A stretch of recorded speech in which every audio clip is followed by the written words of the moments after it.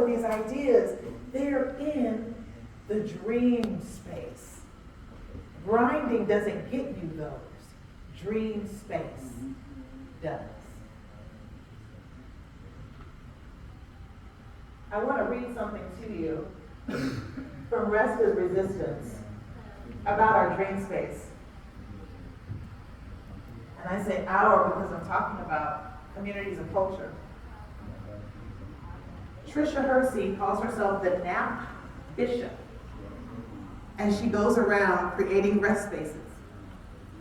People literally lay down with naps and pillows and blankets and everything. It's beautiful. Tricia says, there has been a dream space theft.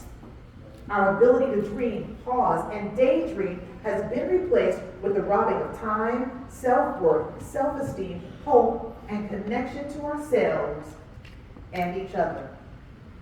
How do we dream a future we want to see? How do we simply tap in to our dreaming flow? When did you begin to confuse the idea of daydreaming with a frivolous waste of time? Who sharpens your vision? How do you get back to the dream space?